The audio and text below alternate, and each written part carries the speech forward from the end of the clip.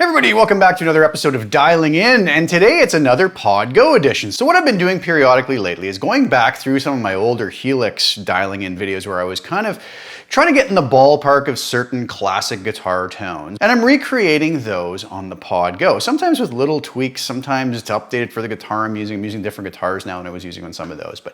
So for some reason lately, I've been on a real Iron Maiden kick, and I've been enjoying listening to some of the old albums. Some of my favorites, Number of the Beast, Powerslave. I love those albums. And one song that I've always loved is 2 Minutes to Midnight from Powerslave. What a great opening to that album, right? Aces High, 2 Minutes to Midnight, just awesome stuff. So I did a video, I don't know, it's got to probably be a couple of years ago now, where I got in the ballpark of the 2 Minutes to Midnight tone on the Helix.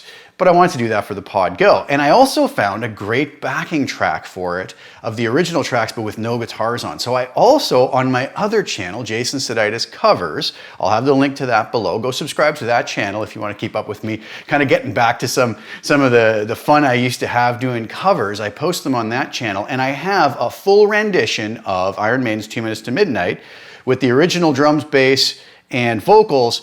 All the guitars you hear on that are just this Pod Go preset, untouched in the mix as you hear it here. So when you're hearing it today when I'm playing it, you might kind of go, I don't know if that really works.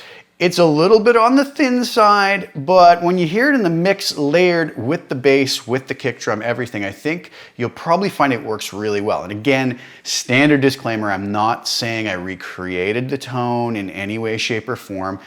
My feelings on that are well known. You know, there's too many variables from, my hands versus Adrian Smith and Dave Murray's hands to their guitars and all the other gear that was used. But this is to get in the ballpark of that for anybody who wants to play this song or other songs like it. It doesn't have to just be for this song, right? It's good. This tone's going to work for a lot. It's going to be a 2 snapshot preset with a rhythm and a lead, although there's not much difference between the two of them. So make sure you go over to my other channel and give that whole thing a listen. I really liked the way it turned out, and it was fun layering all the guitars. I got up yesterday, whipped this off in about an hour, recreated all the guitar parts, did the solos, and what a blast it was. So let's go over to Pod Go Edit and take a look. So first things first, the amp model that I used was the Brit 2204.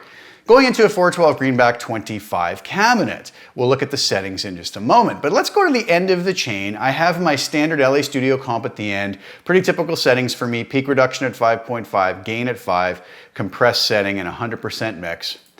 I have a parametric EQ. I have the low frequency set at 210 Hertz with a low Q of 7 and a low gain of plus 8 dB to add some bottom end weight to this, just to balance off the brightness of this sound. I have the mid frequency at 695 Hertz with a mid Q of 0.9 and a mid gain boosting that at 4 dB, and high frequency of 3.5 kilohertz with a high Q of 0.7 boosting that 3 dB. I have a low cut of 100 Hertz and the high cut is off. There's a real sizzle to this tone, and that's what's helping it really cut through the mix, right? So I wanted to leave that alone, and it worked for this. For reverb, I have a little bit of plate reverb, decay of 3.5, pre-delay of 15 milliseconds, and a mix of 35%. The only difference between the lead snapshot and the rhythm snapshot is that the delay gets turned on the lead snapshot, which is snapshot 2.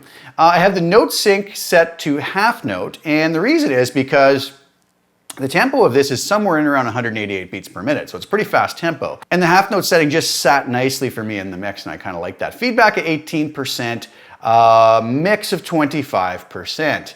I also have a low and high shelf EQ, which is very important to this sound. All the frequencies below 200 Hertz, I boosted by 2 dB, again to add some weight to the bottom, kind of counteract the sizzliness of this tone. But I also go to all the frequencies above actually 1.5 kilohertz. You'll notice that there's a problem in the Pod Go Edit software from the last update.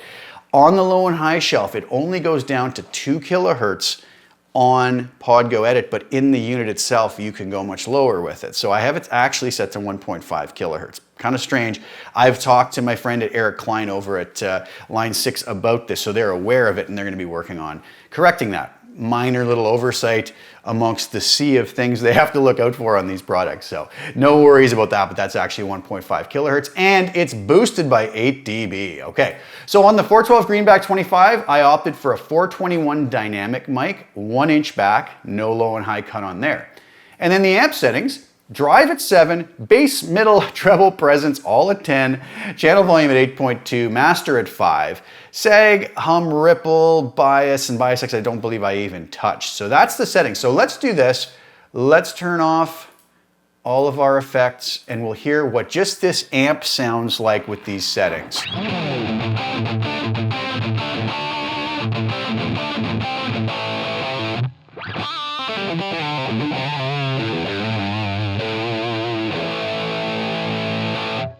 All right, let's bring our compressor in at the end.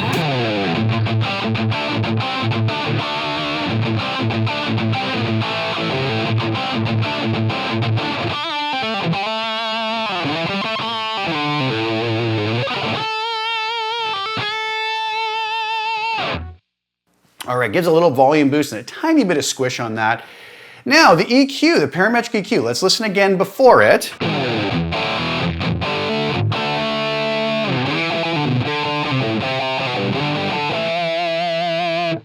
Put that in.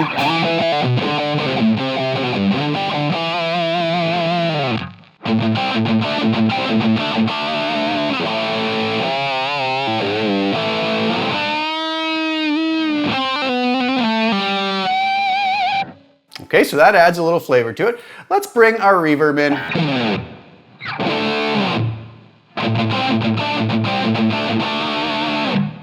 Adds a little bit of depth to the sound. And then our really important low and high shelf EQ.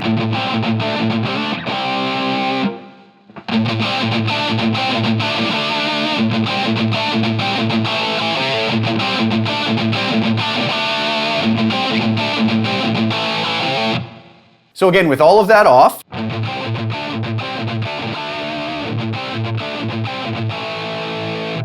and then on.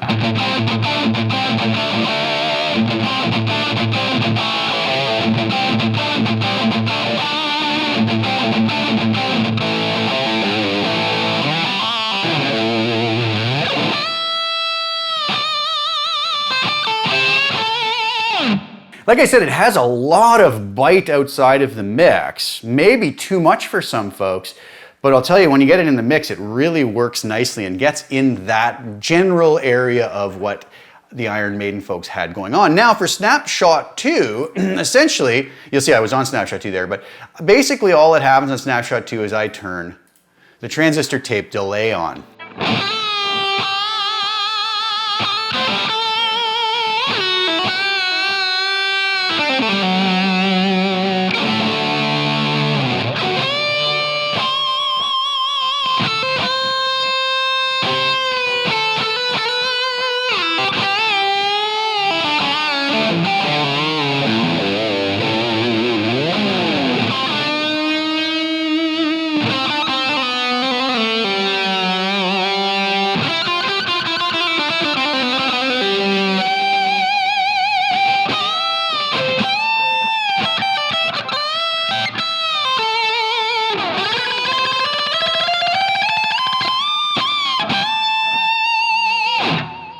Something along those lines for the solo. I'm not really sure. I can't remember. I just did that yesterday, but those things kind of enter my mind and leave them very, very quickly when I don't need them anymore. So.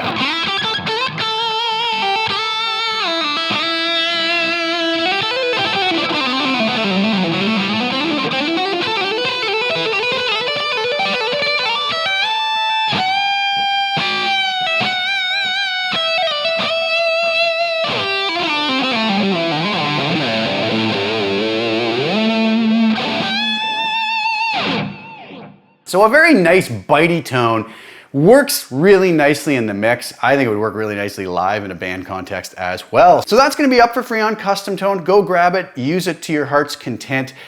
Somewhere way back on my CustomTone page, there is also the Helix version to this, although it was before the low and high shelf was used, and I was using the old split crossover technique.